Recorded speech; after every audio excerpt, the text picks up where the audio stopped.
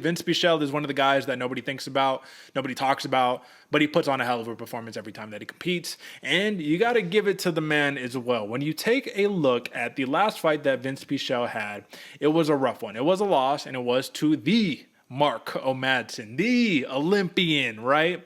And it was a contested fight, man. Dude was pissed. Thought there was some cheating going on and all of that good stuff. But at the end of the day, Vinc Pichel is all of 40 years old, and he's fighting a young stud coming off of a nasty loss, Ismael Bonfim. And he lost to Benoit Saint Denis, right? So you can't be mad at either individuals for their losses, but you can ask, who's getting a favor done for them in this matchup here, AJ? It can't be Vinc Pichel, can it? I mean, on paper, no, Derek, it can't. I was gonna try to argue it the other way, but yeah, no, I definitely think it's Bonfim getting the favor done. What do you think, though? Why would Pichel be getting the favor done right here?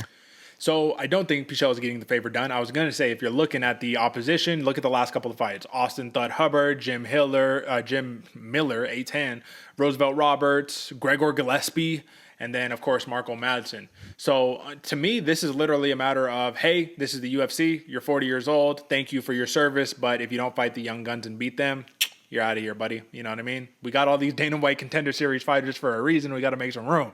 So I think that this is a matter of OG fighting for his place in the company.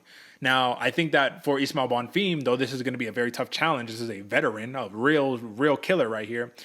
I think that for Bonfim, it's a step down in opposition to a degree to say, okay, look at your last fight, Benoit Saint Denis, right? You're talking about a killer in the lightweight division. You fought Terrence McKinney before then. All right, we'll throw you an OG now, and we'll see how you can do it. So it's like, on one hand, you're fighting experience, you're fighting knowledge, which is really tough to do. On the other hand, you're not fighting athleticism. You're not fighting a Benoit Saint Denis who can run through a fucking brick wall, and it's not a problem. A Terrence McKinney, who, though he steamrolled him and made him done, bro, he got his big hype off of that fight.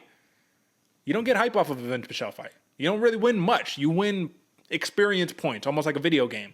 So with that all being said, is it too dangerous to discount the 40-year-old Vinc Pichel, given he is a plus 350 dog? You're in Brazil. Bonfim, third fight in the UFC. What do you think? I think it is. Is it dangerous to discount Vinc Pichel? Yeah, because Vince from Hell Pichel is named that for a reason. This guy's going to bring everything he has to the fight, and you got to put him to sleep, especially in enemy territory. Everybody's cheering for you, or cheering against Pichel, but cheering for Bonfim. They're going to be looking to see some violence, and if you ever discount Pichel just for a second, especially on that violence sector, Pichel's going to bring it. And that's one of the most impressive things about me, man. You want to talk about somebody that doesn't give up on himself? Pichel doesn't until his lights get turned off. And that's what Bonfim needs to do for this one. And can he get it done? Yeah, but it's still going to be a hell of a fight. So I'm not discounting Vince at all. Yeah, man. I mean, let's just take a quick look down the trajectory of a Vinc Pichel, right? When it comes down to it, the big problem that you're seeing with him is he just gets taken down a lot. All these fighters, they're just trying to take him down. Ismael Bonfim is not a guy who I anticipate is going to be looking for that. I actually think that'd be disadvantageous. I think that if you want to fight, you're going to keep it on the feet with this guy. But you also have to take into consideration all of these guys are very tenured that he's fought. Bonfim, though, he's tenured, right? He's not UFC tenured, and we just saw what happens when you find a guy who's real deal. Now, I love the composure of Bonfim on the feet, the technical prowess, just the kind of in your face, making moves, setting up traps, doing all that. Very fun. Pichel is a little more old school, as you mentioned, where it's bite down on the mouthpiece and let's start chunking them. You know what I mean? Like, let's sit in the pocket, let's have ourselves a grand old time.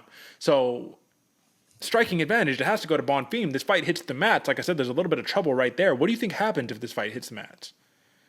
Ooh, that's an interesting one, Derek, because when you think of Vinc Pichel, you think of that knuckles forward, old school, like you said, bite down on the mouthpiece kind of, the riff-raff style of fighting or whatever the name is, man. But this guy can work on the ground, man. And Pichel, like you said, has the long enough career to where he's seen a lot of things get it done. Could he find a different way to win this fight on the ground? Absolutely. To be honest, though, I think if this fight hits the ground at all, we're going to see Bonfim use his athleticism and his skill to be able to get right back up and put this fight back to where he wants it to be, and which is on the feet. That's I don't see Vinc Pichel holding Bonfim down or working submissions or putting the backpack on or anything like that. What about you, though, Derek? Yeah, I can see Vinc Pichel definitely putting a backpack on Ismael Bonfim right here if given the opportunity, or just sitting there, staying on top, smashing him up against the cage, not allowing him to get off, and then just racking up some ground and pound right there. Vinc Pichel, straight up, you know what I mean? Like old school style. This dude averages a lot of control time, a lot of takedowns per fight, you know what I mean? So it's like, it's not something I'd be too surprised about. The X factor here is just the age difference, man. It's 13 years, bro. You're fighting a young, spry guy, Ismael Bonfim, coming off of a loss, who wants to get his back in front of his home crowd. Uphill battle. You know, you have to give it to Vinc Pichel to say, let's go, I'll fight in Brazil, enemy territory, against this young stud. And him and his brother, they're the kind of storyline of the card. I'm going to show him what's up. I love Pichel. Don't think that you should be discounting him, but I do think that if you want to make some money and you're trying to pick in the right win column, you pick Ismael Bonfim right here. So that's my pick right here. Don't have a play. Don't like the money line in terms of value, unless you're really going hard on a crazy parlay. But as we mentioned, folks, that's the story of this card.